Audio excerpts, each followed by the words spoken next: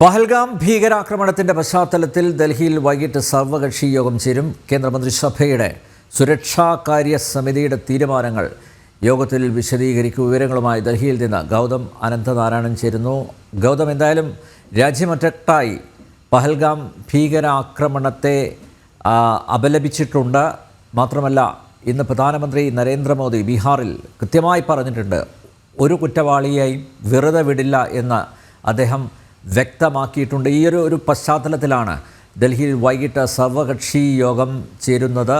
സർവകക്ഷി യോഗ തീരുമാനങ്ങൾ എന്തൊക്കെയാവാനാണ് സാധ്യത? അനിൽ നമ്പ്യാർ, ഭാരതത്തെ സംബന്ധിച്ചിടത്തോളം തീരാവേദന സമ്മാനിക്കുന്ന ഒരു സംഭവമാണ് പഹൽഗാമിൽ കഴിഞ്ഞ ദിവസം ഉണ്ടായത്. 26 നിരപരാധികളെ ഇസ്ലാമിക ഭീകരർ മതം ചോദിച്ച് പിന്നീട് വകവരുത്തുകയായിരുന്നു.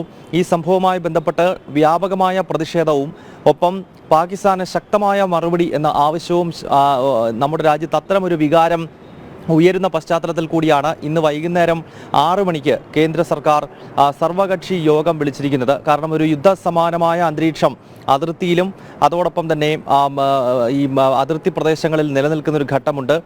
അതിനാൽ എന്താണ് ജമ്മു കശ്മീർ താഴ്വരയിലെ ഇപ്പോഴത്തെ സാഹചര്യം, അതോടൊപ്പം തന്നെ ഇന്നലത്തെ പ്രധാനമന്ത്രി നരേന്ദ്രമോദിയുടെ അധ്യക്ഷതയിൽ ചേർന്ന കേന്ദ്ര മന്ത്രിസഭയുടെ സുരക്ഷാകാര്യ സമിതിയുടെ പ്രധാനപ്പെട്ട ചർച്ചാ വിഷയങ്ങൾ എന്തൊക്കെയായിരുന്നു, തീരുമാനം എന്തൊക്കെയായിരുന്നു എന്നത് ഔദ്യോഗികമായി നമ്മുടെ രാജ്യത്തെ പ്രധാനപ്പെട്ട രാഷ്ട്രീയ പാർട്ടികൾക്ക് മുന്നിൽ വിശദീകരിക്കുക എന്നത് തന്നെയാണ് ഇന്നത്തെ ഈ ഒരു സർവകക്ഷി സമ്മേളനത്തിൻ്റെ പ്രധാനപ്പെട്ട അജണ്ട എന്ന കാര്യത്തിൽ സംശയമില്ല. കേന്ദ്ര പ്രതിരോധ മന്ത്രി രാജ്നാഥ് സിംഗിൻ്റെ അധ്യക്ഷതയിലാണ് പാർലമെൻറ്റിൻ്റെ അനക്സ് ഹാളിൽ ഈ യോഗം വൈകിട്ട് 6 മണിക്ക് നടക്കുക. പ്രധാന എല്ലാ രാഷ്ട്രീയ പാർട്ടികളുടെയും പ്രതിനിധികൾ ഈ യോഗത്തിൽ പങ്കെടുക്കും. ആദ്യം തന്നെ കേന്ദ്ര സർക്കാർ നിലപാട് വിശദീകരിക്കും. ഒന്ന്, ഇന്നലത്തെ സുരക്ഷാകാര്യ സമിതി യോഗത്തിൻ്റെ വിശദാംശങ്ങളാകും പ്രതിരോധ മന്ത്രി ആദ്യഘട്ടത്തിൽ വിശദീകരിക്കുന്നത്. അതിനുശേഷം ജമ്മു കശ്മീരിലെ പഹൽഗാമിലെ ഇപ്പോഴത്തെ സാഹചര്യം, വരും ദിവസങ്ങളിൽ ഏത് നിലയിലാണ് ഈ വിഷയത്തെ കൈകാര്യം ചെയ്യേണ്ടത് തുടങ്ങിയ കേന്ദ്ര സർക്കാരിൻ്റെ സ്റ്റാൻഡ് കേന്ദ്ര പ്രതിരോധ മന്ത്രി ആദ്യഘട്ടത്തിൽ വിശദീകരിക്കുകയും പിന്നീട് ഓരോ രാഷ്ട്രീയ പാർട്ടികളുടെയും പ്രതിനിധികൾക്ക് ഈ വിഷയവുമായി ബന്ധപ്പെട്ട് പറയുവാനുള്ള അഭിപ്രായം കേന്ദ്ര സർക്കാർ കേൾക്കുകയും ചെയ്യും. ഇതാണ് ഇന്ന് വൈകിട്ട് 6 മണിക്ക് നടക്കാൻ പോകുന്ന സർവകക്ഷി യോഗത്തിൻ്റെ അജണ്ട എന്നത്. അനിൽ നമ്പ്യാർ.